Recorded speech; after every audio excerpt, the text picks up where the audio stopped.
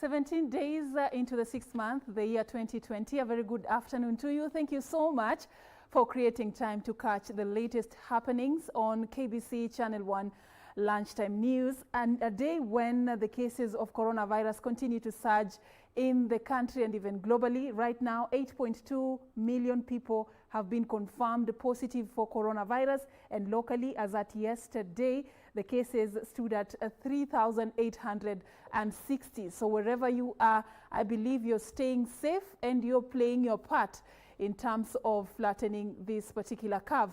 But a lot of other important matters have been happening. Kenya is furthering its bid for a non-permanent seat at the UN Security Council. We got details about this and what President Uhuru Kenyatta had to say as his plea, as we expect that vote later today. Plus today, Senate Special Committee that was appointed to hear the case against Kirinyaga Governor Anne Mumbi Waiguru has decided to elect Kakamega Senator Cleophas Malala as its chair, and given how they are going, they've given a breakdown on how they're going to go on with their business. We will be giving you details about that, among other matters, in our comprehensive news bulletin. Welcome on board. Now we begin straight away with some of our top stories, and a very good afternoon. My name is Serfine Achieng Oma, and our sign language interpreter is Lucy Mwaura. Now, that story about the UN Security Council, President Uhuru Kenyatta is now calling on the international community to rally behind Kenya's bid for the United Nations Security Council post. In his final plea before the crucial vote later today, the head of state vowed that Kenya will advance the Pan-African agenda of global peace, solidarity, and multilateralism. If given a non-permanent seat at the council, the head of state cited Kenya's long history of contribution to peacekeeping, and adding that Kenya has the right for credentials to champion the interests of the African continent. As Kenya seeks to win the non-permanent seat of UN's most powerful body for the 2021-2022 period, President Uhuru Kenyatta has said Kenya will promote the Pan-African agenda of maintaining global peace, solidarity, and multilateralism if elected to join the United Nations Security Council. A vote for Kenya is a vote for peace. A vote for Kenya is a vote for global solidarity. A vote for Kenya is a vote for multilateralism. A vote for Kenya is that even the smallest voice shall be heard as the largest and most powerful voice. Reflecting on Kenya's long history of contributing troops towards peacekeeping interventions, the president noted that the country has the right credentials to represent the continent. Our peacekeeping missions have been to every single corner of this globe, where our forces have joined hands with others across the globe to bring peace and to bring communities and nations together. Speaking at a virtual meeting with permanent representatives of various countries to the United Nations hosted by Kenya ahead of the United Nations Security Council election set for Wednesday, the head of state pointed out that Kenya's experience as the host nation of UN Habitat and UNEP Global Headquarters places the country at an advantaged position to champion the world's sustainable development agenda. I speak to you from Nairobi, the capital where recently we hosted one of the first Blue Economy conferences, bringing the nations of the world together to see how we can not only preserve our oceans for future generations, but how we can exploit them in a sustainable manner for present generations. President Kenyatta persuaded the representatives to vote for Kenya based on the country's track record of democracy, respect for human rights, and solidarity. Foreign Affairs Cabinet Secretary Rachel Omamo urged the representatives to vote for Kenya, saying the country seeks to join the UN Security Council so as to contribute positively to global peace and security. On his part, African Union High Representative for Infrastructure Development Raila Odinga reiterated that the world must back Kenya's bid, given that the country has served the community of nations with dedication and grace by hosting refugees, sending peacekeepers in troubled lands, ensuring regional stability. Kenya is the African Union-endorsed candidate for the non-permanent seat on the Security Council to represent Eastern Africa. Kenya is vying for the regional slot against the Republic of Djibouti. Reporting for Channel 1 News, I'm Jackie Wambiru. And Kakamega Senator Cleophas Malala will chair the Senate Select Committee on Impeachment of Governor Anne Waiguru.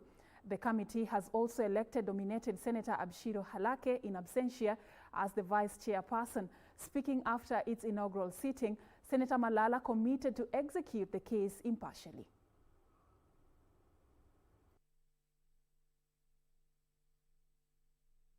Of course, there is what we call public perception, but we are not guided by public perception. We have been selected by the House to transact on behalf of the House, and I want to assure Kenyans that we shall not be influenced by anybody. And I also want to take this opportunity to caution members of National Assembly not to delve with issues in the Senate. We are two separate houses. Let them conduct their business in the National Assembly and not interfere with business in the Senate. We are an independent house. Hii kamati imepewa mamlaka na wabunge ambao wanakaa kwenye Senate, na sisi tunasema kwamba hatutashurutishwa na mtu yoyote kufanya kazi yetu.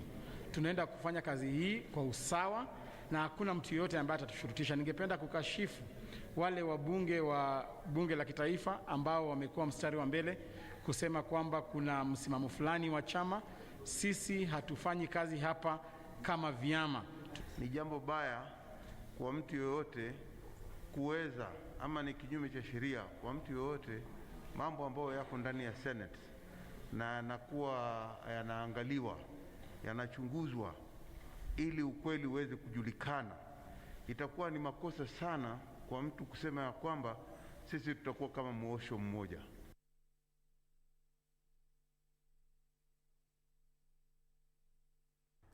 Work on the proposed 1.7 billion shillings Likoni floating footbridge that will link Mombasa Island to the mainland south is expected to begin soon.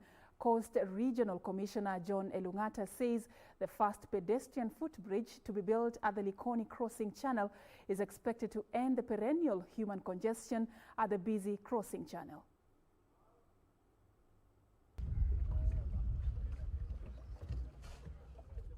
The project will be undertaken by the State Department of Infrastructure through the Kenya National Highways Authority. According to Coast Regional Commissioner John Elungata, the contractor, China Road and Bridge Corporation, is already on site at the Luatoni area of Mombasa, where the floating bridge dubbed Likoni Floating Pedestrian Bridge will start towards the mainland south. Government has hastened the process of constructing the pedestrian bridge. The site was shifted from Mamangina waterfront across the parallel to the ferry to Liwatoni, across the channel onto the other side called Rasbofo, just below the Kenya Ferry headquarters. The length will be about 800 meters. He said the bridge will help reduce the perennial congestion at the crossing channel and allow residents access Mombasa Island and the mainland south with ease. Elungata said the project will create the shortest route linking Mombasa Island and mainland south and onward to the neighboring Kwale County, thus reducing the link distance and cutting on time spent on queuing to board the ferry. Should be able to serve the public that has always used the ferry, and it will ease a lot of congestion that we see on our ferries on a daily basis. The envisioned footbridge will complement the existing ferry services to streamline safe passageways for pedestrians and reduce overcrowding that characterize the busy channel. The bridge deck will comprise of 529-meter long floating section and a 54-meter long approaches, on either side of the floating span. The construction work started last week and is expected to be complete by November this year. Caroline Kamar reporting for Channel 1 News. And now, on the road to reopening of places of worship, the Inter-Religious Council that is tasked with the responsibility of reviewing the reopening of places of worship has officially kicked off its mandate. The group that was appointed by Health Cabinet Secretaries Mutahi Kagwe and his Interior counterpart Dr. Fred Matiang'i will guide the development of protocols for a phased reopening of places of worship. The government has promised to provide the Interfaith Council, chaired by Archbishop Anthony Muheria, with all the necessary data and statistics to aid in their mandate. This is on an upward trajectory. For the last 2 days, we have had over 100 persons turning positive in each day this week. We expect that this weekend is likely to head again northwards. It is likely to go for the next foreseeable couple of days. I think you are all there, at least most of you are there. Put at your disposal all the resources you will need in terms of knowledge, data, and we will share with you all the information based upon which we are taking decisions, so that you too can be part of us. For example, my colleague and I have agreed that in addition to the 2 staffers we have, we will... should be candid, you said, and even used a word, brutal almost. That's a strong statement. We have to watch very pragmatic the situations that we are going to be discussing. You have urged us,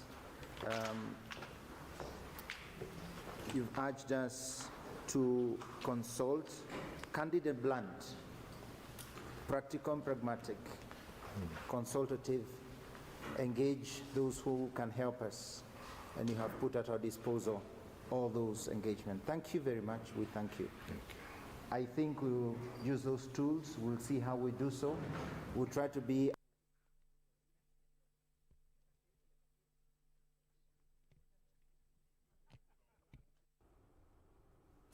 All right, and we really appreciate you creating time for us. Lisa Shicks watching from Molem. Pato Wawesh, you're saying you're watching us from Nyeri County. And Sami Mayoki Lee watching us all the way from Dalat, Nandi County, watching live. Thank you so much for that. We are going to be taking a very short break. We are coming back with much more.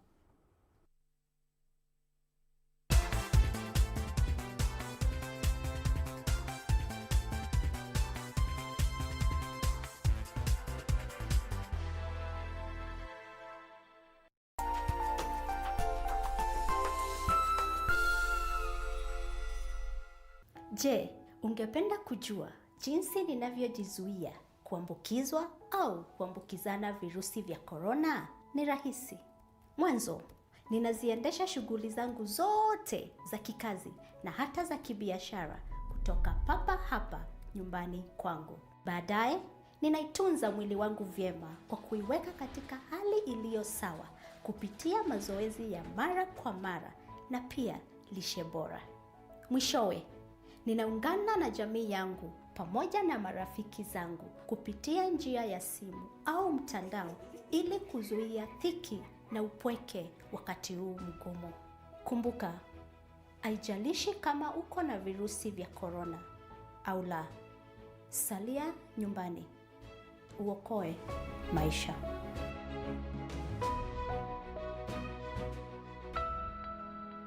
On the next episode of Elena's Ghost. Dear God, no, we can't let her do that. When you know... The twin is going to throw him out of the attic window. Throw who? Elena's little baby. Tell the big shot that I have all of his dirty laundry in a big sack. Oh, and also know there's a district attorney that's willing to pick up all that dirty laundry and wash it. Think I want to make peace with you? Who would want to do such a thing for someone like you? You're a murderer. You should tell Greco that the little is threatening to cut a deal with the DA, and if he does that, he'll name a ton of people. This weekend on KBC Channel 1. I knew he was a wolf in sheep clothing. Way! Zakayo may be short, but he's not a wolf. I'm talking about Cha. dummy. But you can just contact the peaceful group. There is no such thing for students. Let me tell you, my people. Tutakula na kukunywa triaga. But Walimu told us to do it for ourselves. But I'm paying school fees for him to teach me these things. Otherwise, I'd buy books and read for myself. You have really changed, eh? This backstabbing total of a character is not you. I had to change. Classmates, every Saturday on KBC.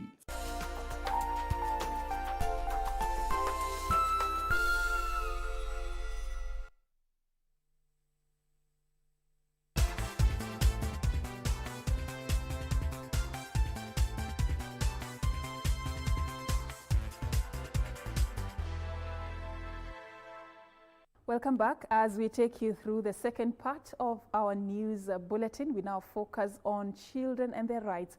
Children rights crusaders operating in Narok County have decried what they say is increased cases of child defilement, especially during the COVID-19 pandemic period.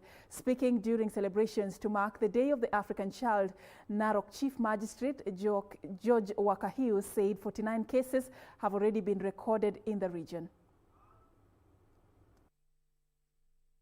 On Tuesday, celebrations were held across Africa to mark the Day of the African Child. During the celebrations in Narok, Chief Magistrate George Wakahiu noted that cases of child defilement were on the rise, with those most affected being those aged between 3 to 16 years. Since schools were closed in March, the figures have been on the rise. The defilement cases have been on the rise. I have figures that indicate that in the entire year 2019, we already had 79 cases, and now by the middle of this year we already have 48 cases in our court as per today, and that shows you that by the end of this year, going by that projection, by the end of this year there will be over 100. The atrocity is said to be perpetrated by people well known to the children, with Narok resident magistrate Adeline Sisenda cautioning such perpetrators of dire consequences. In case a child has been defiled or has anything done against them, escalate the matter, bring them over to the police, let them come to court. We are ready, we are waiting for them, and I can assure you justice will be served. Sentiments echoed by County Commissioner Samuel Kimiti, who among other things called for the protection of children. Meanwhile, Kiambu Deputy Governor Joyce Ngugi has called on children residing in various children's homes to learn from their experiences to live better lives, even as she called on judiciary to hasten the hearing of cases, especially those involving children, to avoid violating their rights.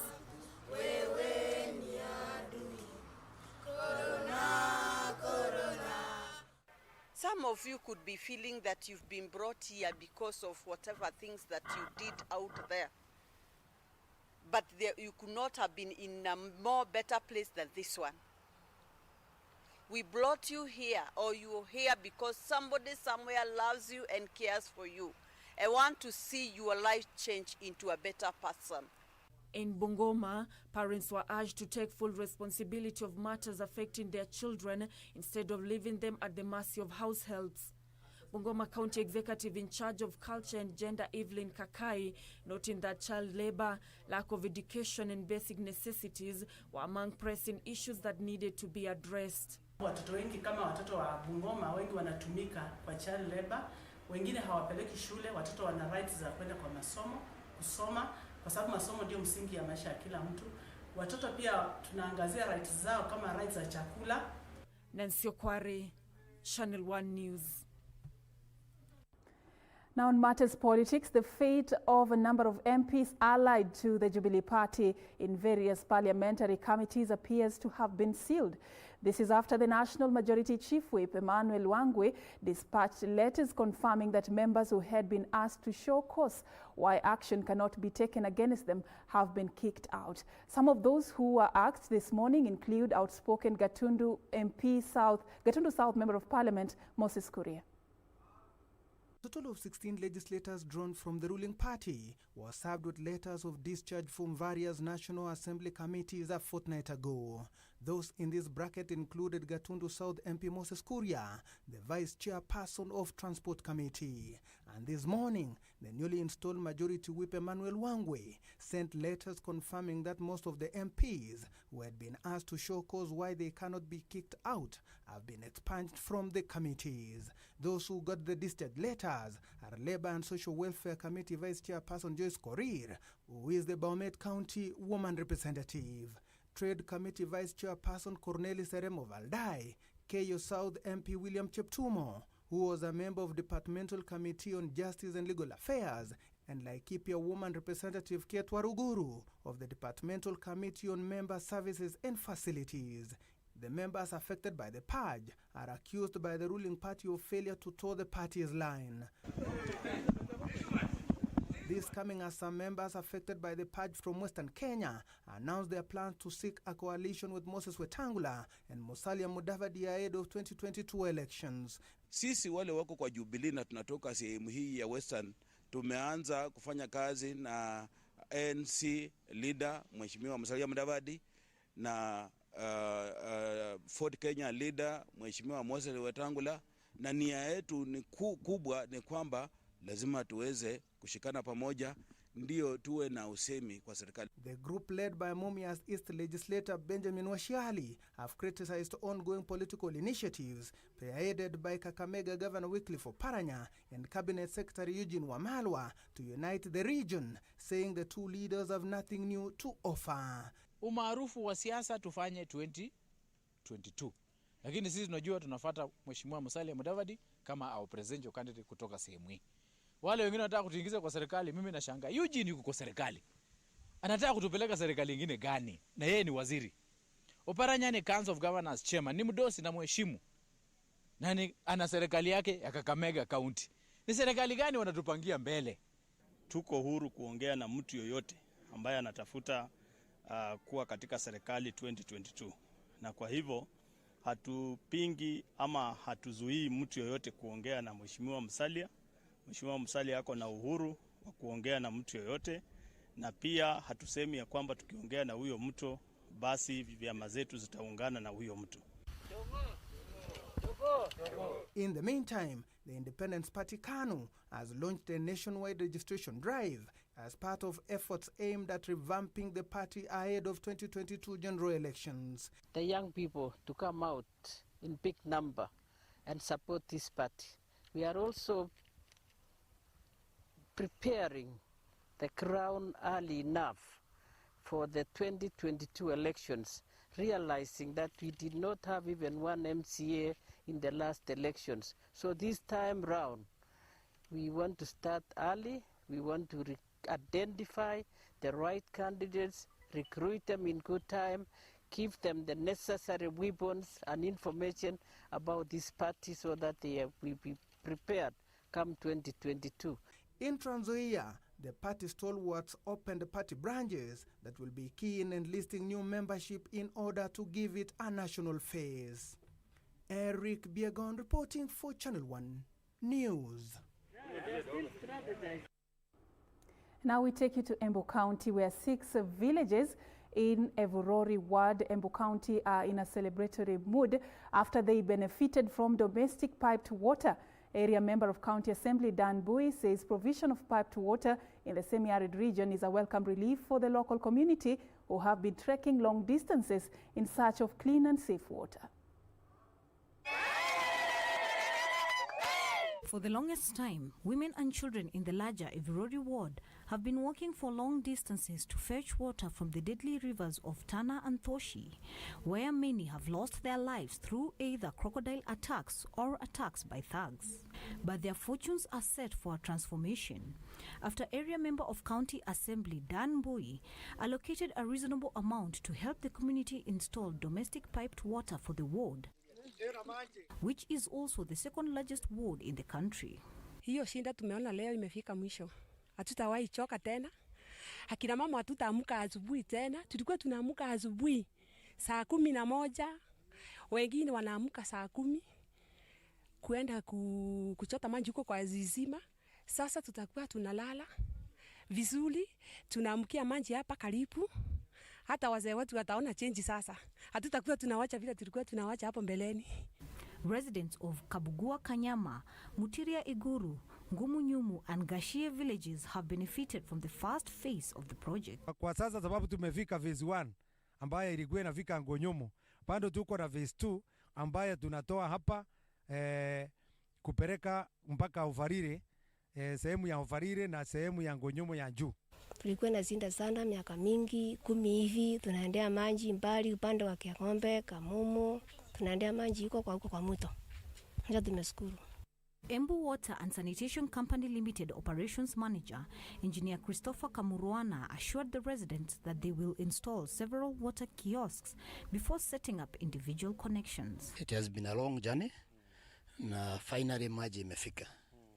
I think Bwana Mugendi ameeleza mzuri namna ya kufanya issue ya connection. Tukue na ile tunaita community policing. Kwa sababu kuna watu wengine wanakuwa na mafikira mbaya. Unaweza pata wanaenda wanaonga pipe ndio maji mwagike wapatie ng'ombe ama wafanye mambo mbaya. For Channel 1 News, I am Emily K. Badi.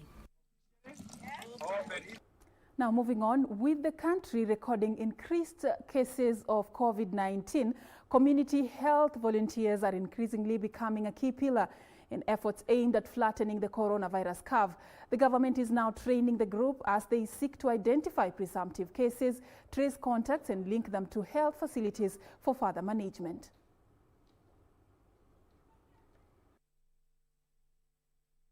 Let's now take a very short break right here on KBC Lunchtime News. We are coming back with much more.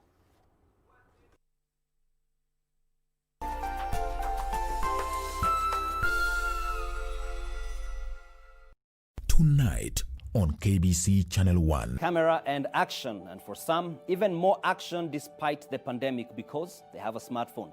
So script, cast, rehearse, record, edit, and release. Their content creativity, ability. It's quite impressive, the work that we have seen. But it has to meet the threshold, and that threshold mainly, the current issue, is around sound and the quality of the script. It has to be entertaining. And some of them are set to get some good support and mileage as they have been shortlisted as nominees. And we are able to pick talent from every corner.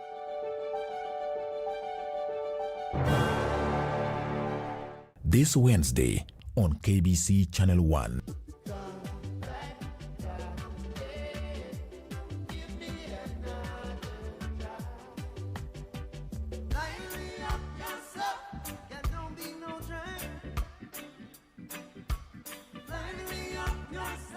I'm warning you that if we find you in any way involved in Monte Cristo's death, you can just forget about ever getting out of here.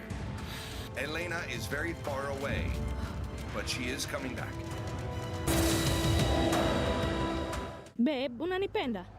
Nyoka ikitaka kuniuma utanidefend? Ai, nyoka. Kwanza kama panya naongopa, mende naongopa. Hii niambie kitu kingine nitakufanyia. Sawa basi, nipatie password yako.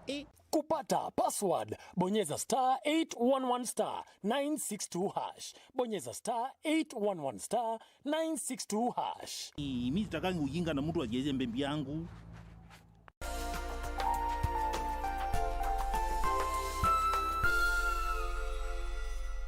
KBC, in collaboration with the Kenya Institute of Curriculum Development, is broadcasting enhanced out-of-class learning on radio, television and online. Catch the lessons every weekday on KBC Channel 1 from 2 to 4 p.m. on KBC English Service and 15 FM from 9:15 a.m. to 5 p.m. and Radio Taifa from 10 a.m. to 11 a.m.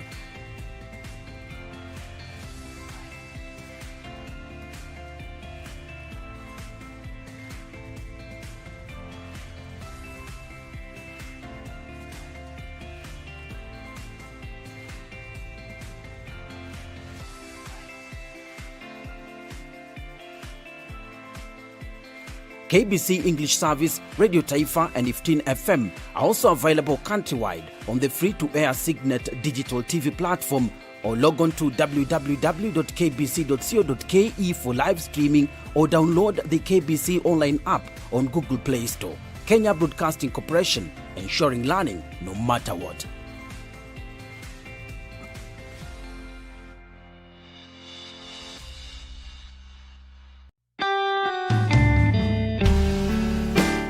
Hamjambo wa Kenya wenzangu. Mimi ni prosecutor. Niko hapa kusisitiza maagizo ambayo tunapewa na Wizara ya Afya kuhusu ugonjwa wa coronavirus. Tunaambiwa pahali pana watu wengi lazima tuweke distance, yani kuweka hatua mita 1 kwa mwenzako. Ukienda kwa matatu, weka distance. Ukienda kwa soko ama palipopote mkusanyiko wa watu, ni vizuri uweze kupeana hiyo social distance ili tuweze kumaliza maambukizi. Tukifuata haya masharti ama maagizo ambayo tunapewa na Wizara ya Afya, hakika tutaangamiza coronavirus na hali yetu ya kawaida tutairudia. Asanteni sana.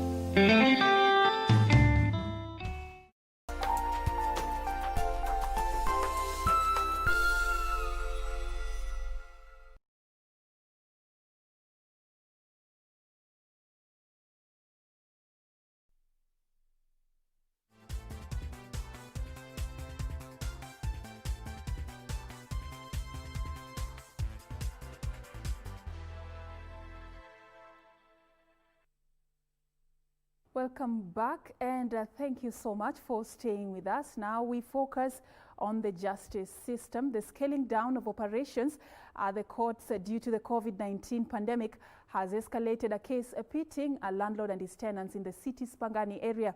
Efforts to reach a consensus outside the court appears to have failed to yield results. Serfine reports.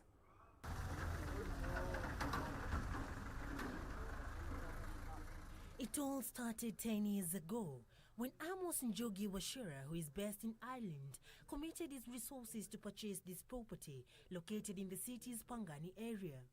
At the time of the purchase, 28 tenants were residing at the property and everything pointed towards a worthy return on investment. But trouble started when the residents raised concern over the state of the property. Through Masterways Properties Limited, the owner will issue a 6-month notice to have the tenants vacate the property. According to his lawyer Martha Waweru, 25 of the tenants moved out of the property at the lapse of the notice, while 3 decided to stay put, opting to seek redress from the rent tribunal. There are 28 rooms, 25 have left, so we have 3 who actually are not paying. As far as our record is concerned, these are grabbers in our eyes because they're not paying rent and they're not allowing the owner to access his property or even have meaningful gain from the remaining rooms. The tribunal will issue a status quo order until the matter is heard and determine an order that, according to Martha, will provide the grounds for blatant abuse. The 3 tenants, she says, took over the entire property, denying the landlord access to the building, accusing them of interfering with the building, claims that the tenants disagree with. Mimi ningelipenda kueleza ya kwamba shughuli yetu hapa ni kulipa na kukaa. Hakuna mtu ambaye kichwa ni timamu anaweza amua kuharibu makazi yake. Hakuna. Kama mimi ninakaa hapa, nawezaje vandalize maji ambayo nisaidia mimi? Akang'oa stima makusudi na kukata hizi waya. Hizi zilikuwa zinapea hii block moto. So sisi tuliweza kuchukua jukumu. These are the OBs.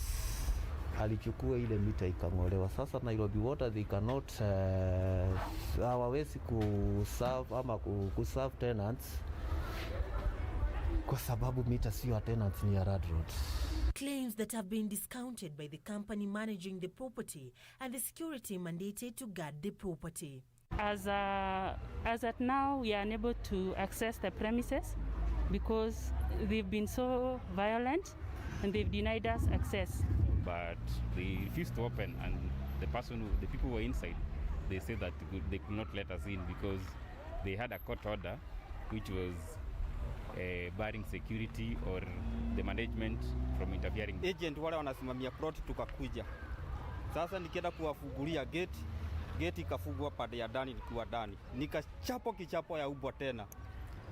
Mwezi wa 5 tarehe 13.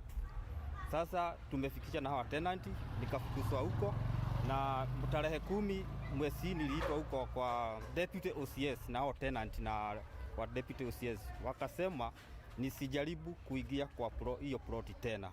Sasa tumefikishana na hawa watu. While the legal team representing the landlord says it's within the right of the tenants to continue residing at the property in line with the court order, they're accusing unnamed individuals of using the police and goons to frustrate them from renovating sections of the property that are not inhabited. Definitely, we want the landlord to have access to his property and all his authorized agents to have free access to the property. We want him to be able to earn his keep as he has been with this property. But even as the two parties await a decision of the court, the COVID-19 pandemic, it appears, has taken a toll on the justice they seek with the judiciary, saying it has been overwhelmed with cases and is short of judges. While COVID-19 continues to have a ripple effect in different sectors, now trickling down to the justice sector, leaving the landlords and the tenants in a maze, wondering when justice will be delivered. Reporting for Channel 1 News, I'm Serfine Robbie. Thank you, Serfine, for that report. Now focusing on more effects of the COVID-19 pandemic, the government has now been called upon to come up with measures to cushion Kenyans from the adverse effects of COVID-19. The calls coming as the adverse effects of the pandemic continues to be felt across the country. In Busia County, Amani National Youth League Busia branch has tasked Health Cabinet Secretary Mutahi Kagwe to visit the border county and assess the magnitude of congestion caused by trucks that have led to increased cases of coronavirus. Ministry of Health enroll mass testing kwa kila center ya teso ya along the highway, either Busia Highway na ile ya Malaba Bungoma Highway. Elsewhere, the number of cases of domestic violence is on the rise in parts of Ruiru in Kiambu County, with breadwinners, especially men, unable to provide for their families due to the coronavirus pandemic. Speaking at Muchana Coffee Estate when she accompanied members of the Kenya COVID-19 Emergency Fund who distributed food to families afflicted by the effects of the pandemic in various parts of Ruiru sub-county. Area Assistant Chief Mary Wawero appealed to couples to tolerate one another and live in harmony during this period of the pandemic that is devastating many around the world. Ningewaomba mvumiliane. Mkaa tu kama Mungu atakuja mtasaidika na chakula kama vile tumeleta na vita itaisha. Mvumiliane tu. In Nyeri County, the county government has commenced mass distribution of food donations targeting over 10,000 vulnerable families to cushion them against starvation as a result of loss of livelihood occasioned by the COVID-19 pandemic. County Governor Mutahi Kahiga says beneficiaries who will be receiving the donations every 2 weeks are drawn from different groups that have been adversely affected by the pandemic, including the elderly. Meanwhile, National Gun Owners Association of Kenya has called on well-wishers to come out and reach out to police officers across the country as they are in frontline fighting against COVID-19 pandemic. This even as Kenyans were challenged to embrace eco-friendly funeral options such as cremation in the wake of COVID-19 pandemic to avoid cutting down trees and thereby help in conservation of the environment. Francis Mburu Machua, a lawyer and a Rotarian, said that cremation as a means of disposing of dead bodies is the surest way of avoiding sustained deforestation that results in climate change, desertification, flooding, fewer crops, and soil erosion. We must change the way we do things. Among my community, burial came very recently, around 1940s. My community used to, once you got very sick, you were taken to the forest so that you could be eaten by the wild animals. And therefore, we do not have to bury our people. We need to change that. Beatrice Getonyenge-Tich, Channel 1 News. And now globally, the World Health Organization has welcomed the findings of a University of Oxford study that found dexamethasone, a cheap, widely available steroid, helped save the lives of people with severe COVID-19. Globally, more than 8.2 million people have been confirmed to have coronavirus, while over 446,000 have succumbed to the disease. According to data compiled by Johns Hopkins University, the United States has the most cases and deaths, followed by Brazil.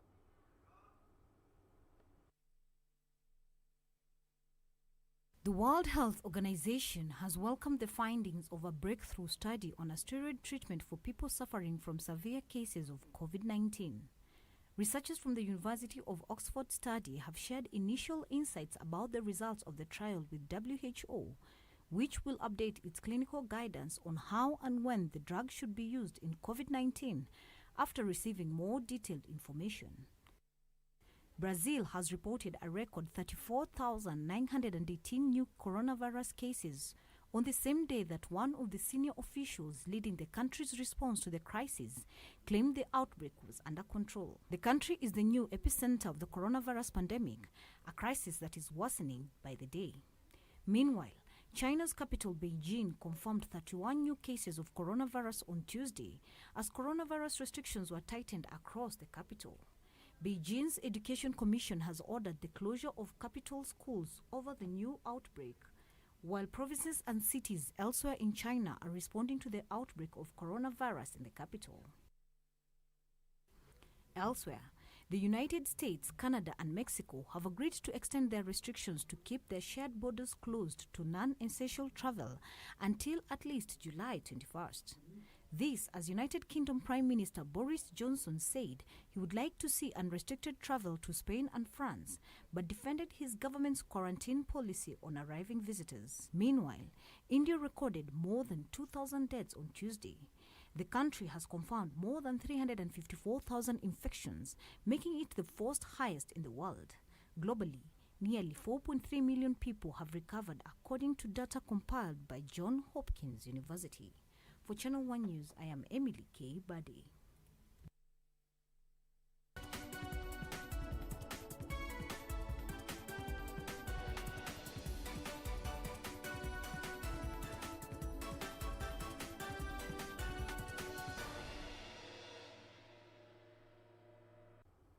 Now, in the world of business, the government has developed tourism industry guidelines that will enable the industry gradually recover once the country reopens to international travel. Tourism and Wildlife Cabinet Secretary Najib Balala has said that Kenya is currently engaging the World Tourism and Travel Council to ensure the protocols are compliant internationally as the country looks to jumpstart the sector within the next 2 months. Have a look. Over 90% of tourism earnings, amounting to billions of shillings, has so far been wiped out since the collapse of the sector in early March. This means a drastic reduction of 170 billion shillings in receipts, or a 10% of the GDP lost, as most players shut down their businesses. To this end, the government says revival plans are in top gear. The strategies we have put in place are very important, and we have liaised with global partners internationally to make sure that we are seamless. We have developed the protocols. The protocols are ready. The minute the country is opened, we will roll out those protocols. But those protocols are not only unique for Kenya, they are global protocols which have been endorsed. And we are working with World Tourism and Travel Council to get the stamp or the certification that our protocols are compliant internationally. CS Balala, speaking in Watamu, Kilifi County, after releasing a fully recovered sea turtle during the World Sea Turtle Day, said that the government was also looking to reopen the sector in phases by stimulating growth from the local tourism industry first, given its unique sense of tastes. In the next 1 year, we can work hard on the domestic market, and I believe that can be attractive. But again, the stakeholders of the tourism industry must appreciate a domestic market has a different taste, and they're sensitive in pricing. So the pricing must be right for the domestic market. International market will come end of the year 2021, and that market also is not to replace the domestic market, but to work concurrently. At the same time, Balala urged tourism stakeholders to exercise patience as the government moves to actualize the 3 billion shilling stimulus package announced by the National Treasury CS Yukuriatani last week during his budget speech. Yes, it's just been announced, so it has a whole process of parliament. The minute the parliamentary process is over, We are also in the process of creating the legal framework and also the guidelines how this money will be dished out. But definitely, 3 billion shilling is a drop in the ocean, but that is what the budget is available for now. CS Balala also toured the Watamu Marine Association Plastic Recycling Center and the Bioken Snake Farm in the resort town. Alana Oko, Channel 1 Business. And now the Ministry of Transport and Infrastructure plans to enhance the use of mobile weighbridges to curtail overloading of trucks by transporters in an effort to protect low-volume seal roads across the country. Transport and Infrastructure Cabinet Secretary James Macharia has said that the government is also considering revocation of licenses held by overloading truckers. He was speaking during the assessment of Ngong, Isinya, Kajiado, Imaroro Road, which is being implemented under the road's annuity program. The Ngong Isinya Kajiado Imaroro Road stretches 92 kilometers and is the first project implemented by the government under the road annuity program. The 67 billion shillings project is part of the government's ambitious plan to construct 10,000 kilometers of road under the public-private partnership. The road, whose construction began 3 years ago, is expected to be complete by end of the year. This is the only road in the entire country which was ever done using the annuity program. 92 kilometers of tarmac. And we are very proud that indeed this road has been done. It's almost, I think now, 97% complete. Through the Kenya Rural Roads Authority, the government is also set to complete the 70 kilometers Isara Imaroro Road at a cost of 3.6 billion shillings. For Imaroro, we have another contract under what we call the low volume seal program, where, you know, we have done that road from Imaroro all the way to Mashuru. Yeah? Isara. All the way to Isara. So you can see we are opening up the entire region, and eventually, we want to even open it up with some other roads we are doing towards Taveta or Loitoktok. This project has had tremendous impact and will continue to have great impact in the economy of this southern region. However, Transport and Infrastructure Cabinet Secretary James Macharia says the government is keen on enhancing penalties imposed on overloaded trucks from the current 300,000 shillings. Those who live in Nairobi, if you have been to this place, Westlands to Kangemi, that road section there, because heavy trucks. So we shall take very serious action, and we shall even ban and withdraw licenses in addition to the fines. The ministry has further enhanced the use of mobile weighbridges in an effort to protect low-volume seal roads in the country. Under the annuity program, contractors are expected to mobilize own funds for targeted projects and be paid after completion of the work. The contractor is further expected to maintain the Ngong, Isinya, Kajiado, Imaroro Road for another 8 years. Ronald Willie, Business Defined.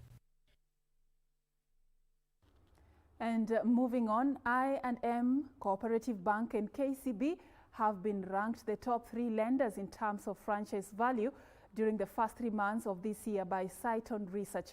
I&M moved up 2 places to the top spot, followed by Cooperative Bank, as KCB was down 2 places to 3rd. The report says Cooperative Bank's upward movement ranking is driven by an improvement in the gross non-performing loans ratio, which improved its franchise value. The latest Kenya-listed banks report for the first 3 months of this year by Cyton indicates that the average banking industry assets quality deteriorated, with the gross non-performing loans ratio increasing 90 basis points to 11.3%. This is way higher than the 5-year average of 8.5%. This pushed up the non-performing loans coverage to 57.4%, up from 54.5% during the first 3 months of 2019. As a result, lenders adopted a cautious stance on the back of the expected impact of the COVID-19 pandemic, with most restructuring loans with 300 billion shillings as of April this year. Overall, this has affected the franchise value score of lenders. In the latest ranking by Cyton and I&M moved to top spot, followed by Cooperative Bank, which moved up one place on account of improvement in the gross non-performing loans ratio to 10.8% from 11.2% a year ago. In addition, KCB's ranking declined to position 3 from position 2 due to a deterioration in the cost-to-income ratio to 61.1% from 56.2%, which worsened its franchise value score. Meanwhile, medical insurer AAR Insurance Kenya has partnered with e-health service providers Maidawa and Checkups in free deliveries of medication to clients at home as they stay safe from COVID-19. The insurer says the new initiative targets to limit trips by AAR customers to hospitals and pharmacy outlets for medication, especially patients with chronic illnesses who require regular supply of medication. Because of the current situation of coronavirus, even the old now have to appreciate the level of digital savviness to be able to avoid too much contact with the disease or with the affected people. Health experts have warned that persons with underlying conditions like diabetes, cancer, hypertension, and HIV and AIDS are at higher risk of being infected with COVID-19.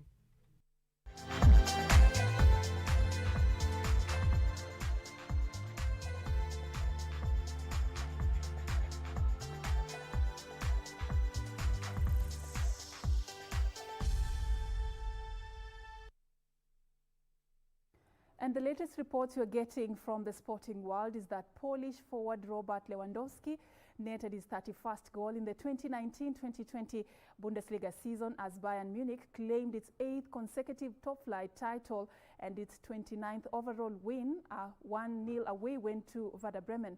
Meanwhile, Barcelona extended their lead on top of the La Liga standings to 5 points following their 2-0 win over relegation-threatened Leganés at Camp Nou.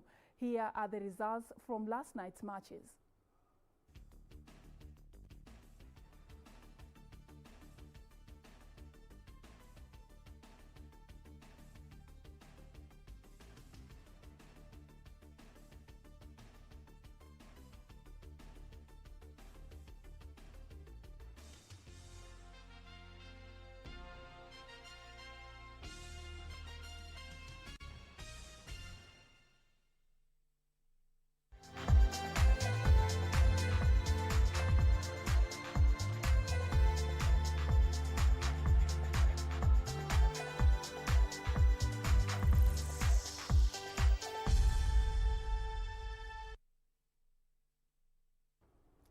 And now you're up to date with the latest happenings in Kenya and beyond borders, from matters coronavirus to the sporting action that we compiled for you. Remember, we are doing this in our subsequent news bulletin, so make sure you catch that at 7 p.m. and at 9 p.m.